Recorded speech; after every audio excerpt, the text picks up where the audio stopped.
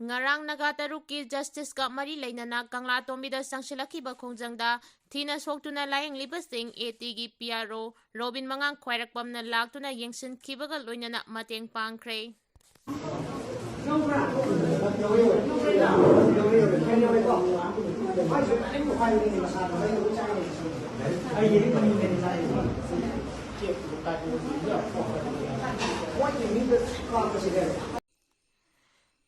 Kumja English mga chamapan yang kay mathoida best year oiraga Nrc Twba Yaroi Hykhre Kuki Zo Council na Phongdorakre mikok thibagi thabak paikhatringaida Nrc hana update tawgadabani haina maitai amasung nagagi lupsingna taksilingagi seirakta Kuki Zo Council na kumja English mga chamapan yang kay mathoida best year oiraga Manipur da Nrc Twba Yaroi Hykhre Phongdorakre KDSC spokesperson Ginza Bolbaljong na ETB Bharata piba interview amada hai census haibasi lengang na mata-matamgi oina tangay fadana paikhatpa thaurang amani mikok thibagi thabak paikhatpada thoidongna akaiba leite adumoinamak Manipur da NRC tawbagi matangdadi kumja English singa chamapan yangkai mathoida best year oiba yaroi singi mafam ayamba manung hanjinna leiba maramna kumja English singa chamapan yangkai mathoida lambi thonggi khudong chadaba maram oiraga manung hanjina leiba khungang singda mikok thibagi thabak paikhatpada khudong chadaba kayamaru mayongnake maduna maram oiraga kumja English singa chamapan yangkai mathoida pangthokiba census da jingi manung hanjinba mafamda leiba khunja kayama singthiba yaukhide haikhi layong khangdaba lainana sandorakpadagi medical team changsinkhre Churachandpur district ki Thanglon subdivision ki manungda leiba Bukpi khulda layong khangdaba laina sandoraktuna Khulasigi khunda yangkhairom hapta amagi mamangdagi hauna narakpadagi Khulasigi village authority na pau pirakpadagi Churachandpur district ki CMO yauna medical team ama Khulasigi damak Churachandpur district headquarter thadokre hairi report ki matung ina Bukki school khunja singasi layeng khangdana makok chikpa laihau hauba masas sontharakpa yaurakpadagi Bukpi village authority na marilainaba district authority da khudakta intervention pibi naba hairakkhibani hairi Bukpi hairiba khulasi Churachandpur tipai muklambi gi yamna manung hanjinba Churachandpur district headquarter dagi kilometer chaniga yangkhairom chalaga leiba khulamani khulasi saurangna yumnak chaniga kunga marirom khundaduna lei hairi khulasi da sandoragliba layong khangdaba laina sina maram oiraga Khulasigi village authority na pakhatpa amaga loinana Churachandpur gi medical officer CMO da report tawduna medical team ama Khulasida athubada thabinaba appeal tawraki hairi Kuki terrorist singna tamthina hatkiba naga taruki achumba wayal fangalu haiduna miyamna khongjang sangsinbada security ga mugnabada miyoi tara amadi security personnel ahum asopa nangkhre Kangla Tombi outpost mayada laikhiraba naga taruki justice fanghalu haina masing yamlaba naga amadi maitai khongjang loi stingna security force ka mugnabada security force na tire gas kaptuna tan khaina ba honabada khongjang loi nupi yauna miyoi tara hena amadi security personnel ahum asopan nang le hairi thaudo asti ngarang ayupung tarama thoirom tarakpada United Naga Council gi meeting makhada Native People's Committee Manipur Joint Tribe Council Manipur na sinduna masing yamlaba naga amasung mitai khongjang loisingna namdilong khulgi gate gi hauduna justice for 6 naga brother saina thaba fesul paiduna Kangla Tombi tamna miyangi protest rally ama chatke miyangi rally aduna Kangla Tombi da laiba police outpost mapa yoksilakpada Manipur police amadi central armed police force ki masing yamlaba team singna rally adu thingnaba hotnabada nakalani makta chauna mungnaba thokhi Maduda security ki maikedagi tire gas amadi mok bomb sijinaduna miyam tan khainaba honarake Amaromda khongdang loi singi marakta su security personnel singtamna nungthaba amadi nauri kapana singba tawkhi thawdok sing aduna khongdang loi nupi yauna miyoi tara hena amadi security personnel ahum rom asopan nangduna hospital singda laikanaba pukhat ki hairi JFD gi convener Jitendra Ningomba police na thiba laklamle Campaign for Just and Fair Delimitation JFD convener Jitendra Ningomba yauna lubasigi lusingba stingi mayumda Manipur police na ahing nongyai da laktuna koithi thiramle Jitendra Ningomba gi okram su thekta leiba mayumda Manipur police ki uniform set pa Gypsy amada tongduna lakpa police personnel singna nahan numidang pung 10 makhairom tarakpada lakhi aduga mahaki mayumda changlaga leibra haina thiramkhi thaudoga dugi matangda Jitendra ningombana paumi singda hai ihau hauriba miyamgi lusingba singi mayumda police na koithi thiribadu kari maramgino phaba pambagi oiragadi se macha ama iraga samon tawrakpa matamda aikhoi lakani amasung nakhoina hangningba wahangsing hangba yagani maduna tana aikhoi bu huran badawna ahing nongyai thiba lakpa haibasi kairoi lekai mamangda aikhoi gi ikai khumnaba manghanbani yumda lairiba nupi angang singda aki akhang pokhanbani hiramasi matangda home minister na yengsinbinaba appeal tawki School college sing suti thadokrabasu mahiroi singna NRC chana hangadabani haina irang haukhre miyangi ihau kansilakpadagi census ki training ayamba cancel tawkhre census pangthok tringai mangoinana NRC pangthokadabani haina JFD na changsiliba khongjang asibu saugatladuna JFD student wing na nungti numit khudingi leptana census ka mari lainana chathariba training mafam singda thomjinduna apanba pibagi thawong kaya chatharakpadagi laingang university yauna mahiloisang August 10 kunithoi phawba suti thare haina lauthokrabasu yamlaba mahiroi singna ngarang akanba ihau chathakre miyangi ihau kansilakpadagi census ka mari lainana chathaba training ayamba cancel tawkhre mahiroi singna census pangthok tringai mamangda NRC hana pangthokadabani haina changsiliba khongjang asi laksinaba haiduna government ki maikeidagi mahiloi sangsing numit humni suti thakrabasu tongan ba school singi yamlaba mahiroi singna ngarang thangmeiban thau ground da pulaba matungda CM Banglo tamna rally amaga loinana kholaw kaya lauraga lake protest aduda sarug yariba mahiroi singna no NRC no census no IDP settlement no census NRC updation before census pangthok tringai da NRC hana pangthokadabani haiba kholaw kaya lauduna lake rally aduna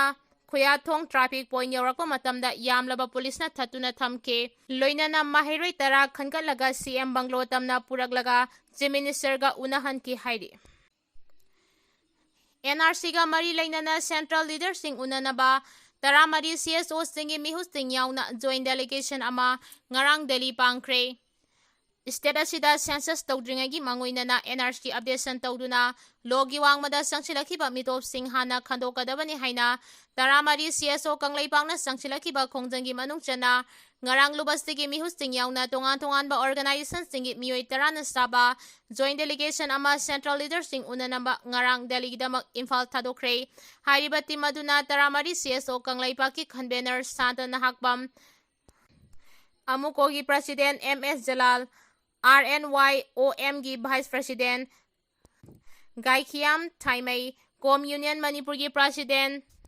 Serto Hau Kom amasung Kabu Union Manipur gi president Dr. Hirak Kabu Yauri delegation asina central government ki mari lainaba minister sing unaduna state sida census pangthok tringai mangoinana NRC pangthoknabagi matangda chapchana laikhai amatana wari sanarakani hairi khongchada duga mari lainana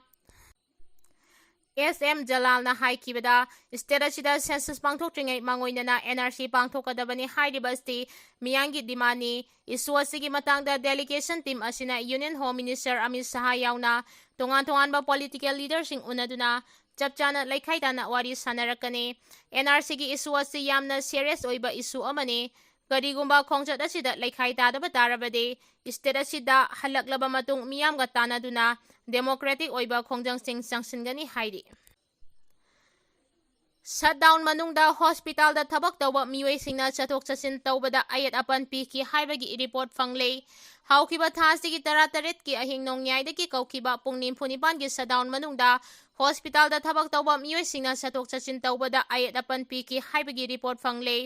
asiguma thawong asi matungda amuk hana tawbiganu haina Association of Healthcare Provider India AHSPI Manipur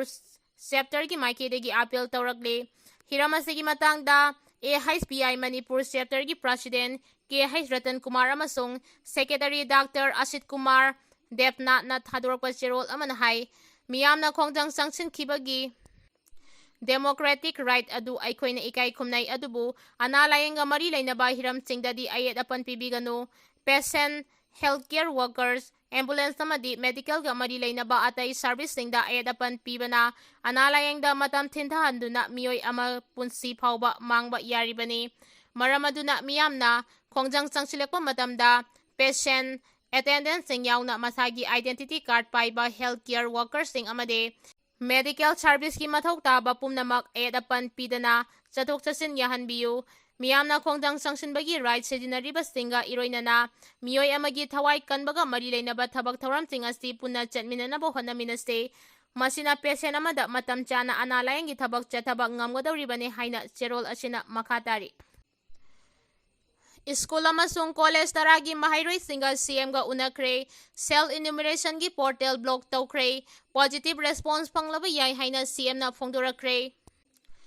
No NRC no census ki khongjang haujiti leibak sinba thungba protest oirakle school amasung college taragi mahairoi singna rally amaga loinana laklaba matungda minister yumnam khemchan unakre mahairoi sing aduna makhoigi khongjang adu mai pakpani haina singthakre. Minister unaraba tungda mahairoi amana paumi singda hai makoina NRC tawdriba makai census tawbigano haiba wafam adu minister na yamna munna tabiki. Aduga loinana lagliba September 2 dagi hawadawriba Manipur Legislative Assembly da NRC ki matangda amuk hana khanagani haina thajaba pirakhe. Minister na phongdorpa wafam paudamladuna mahairoi aduna hai self enumeration taunabagi stemba portal haudikso blog tawraga thamli. Lagliba ningthawkaba numit phawbagi manungda census ki matangda positive response ama fanglaba yai haibagi thajaba lei. Minister ga unabada mahairoi singi maikedagi mikok thibagi thabak haudringaida NRC hana update tawduna illegal immigration sing masak khangdokadabani haina taksinki. Khudakta mahai tampham loi sangpumnamak hangdoknabagi matangda minister gi pukning chingsinki. Mahairoi singna pukhalakpa wafam muna taraba matungda minister na hai state asida NRC update tawbagi wafam asi lengakna sumapung fana sogali. Aran ahum amata yaudana NRC update tawraga ayaba yaudana sangsilakiba mitok sing khandokpa haibasi lengaki so apambani. Minister gi Bangloda mahairoi singa unakiba aduda Manipur lengaki Commissioner of Education Ningthaujam Geoffrey amasung Education SK Director ND Bogendra su sarugyaki. Center na tawge haina khalabadi NRC yauna Manipur gi issue sing tha ani ahumda loisinba yaba ngaktani haina oibobina phongdorakre.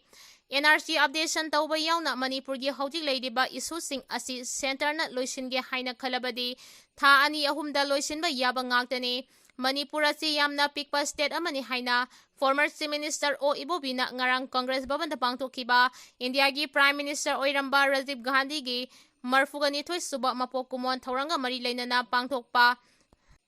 Sada Bhavan na Divas thorangi sideline da paumi singa unaba mada phongdorakre. Mahangna makhata na haikibada Manipur da NRC implement tawba si center na tawgi haina khalabadi issue amanate miyangi demand matung ina census pangthok tringaida NRC hana updation tawgadabane karigumba mathau tarabadi constitution amend tawgadabane. Manipur da hojik leiriba issue asi central government na Manipur miyamgi apamba sing asi kari amata thausade. English singani kulhumdoi gi me ahumdagi thokiba kangluki irang aduna maram oiraga yum kaya mai thakre. Irang aduna maram oiraga lanjenarakiba miyoi kaya ama hojiksu mayuma kaida hanjinma ngamdana relief camp singda leiri. Asigumba phibam asida matau karana census pangthokadawribano haina phongdoke. Leingakna ngami haiduna nampuda census tawraglabadi boycott tawgani haina CPI na phongdorakre. Leingakna ngami haiduna miyangi apambagi mayokta nampuda census tawraglabadi boycott tawgani. State asida kangluki irang thoktuna sahi mari rom asi kangkhong chaiba phibam amada leiduna lanjenariba miyoising mayum makaida hanba ngamdana hauji relief camp ta leiribani haina CPI Manipur State Council gi wangangloi RK Amusanana ngarang irabat babanda pangthokiba paugi mifam amada phongdorakre.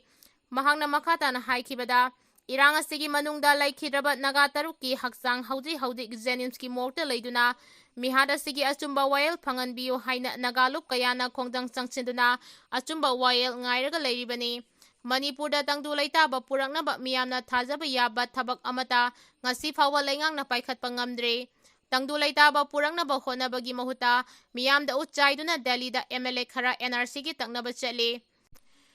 ꯑꯊꯨꯕꯗ assembly ꯃꯤꯐꯝ ꯐꯝꯗꯨꯅ ꯋꯥꯔꯦꯞ ꯂꯧꯕ ꯅꯠꯇ꯭ꯔꯒ cabinet ꯃꯤꯐꯝꯅ ꯋꯥꯔꯦꯞ ꯂꯧꯔꯒ ꯆꯠꯄ ꯅꯠꯇꯕꯅ ꯑꯦꯝ.ꯑꯦꯜ.ꯑꯦꯁꯤꯡꯒꯤ ꯈꯣꯡꯆꯠ ꯑꯁꯤ ꯑꯔꯦꯝꯕ ꯇꯥꯒꯅꯤ꯫ ꯃꯅꯤꯄꯨꯔꯒꯤ ꯍꯧꯖꯤꯛ ꯂꯩꯔꯤꯕ ꯐꯤꯚꯝꯁꯤꯗ ꯂꯩꯉꯥꯛꯀꯤ ꯃꯥꯏꯀꯩꯗꯒꯤ ꯑꯊꯨꯕꯗ ꯄꯣꯂꯤꯇꯤꯀꯦꯜ ꯁꯣꯂꯨꯁꯟ ꯑꯃ ꯄꯨꯔꯛꯅꯕ ꯍꯣꯠꯅꯒꯗꯕꯅꯤ꯫ ꯃꯤꯌꯥꯝꯒꯤ ꯑꯄꯥꯝꯕ ꯃꯇꯨꯡ ꯏꯟꯅ ꯂꯩꯉꯥꯛꯅ ꯑꯊꯨꯕꯗ NRC ꯑꯞꯗꯦꯠ ꯇꯧꯗꯨꯅ ꯂꯝꯗꯝ ꯑꯁꯤꯗꯒꯤ ꯃꯤꯇꯣꯞ ꯈꯟꯗꯣꯛꯅꯕ ꯍꯣꯠꯅꯒꯗꯕꯅꯤ ꯍꯥꯏꯈꯤ꯫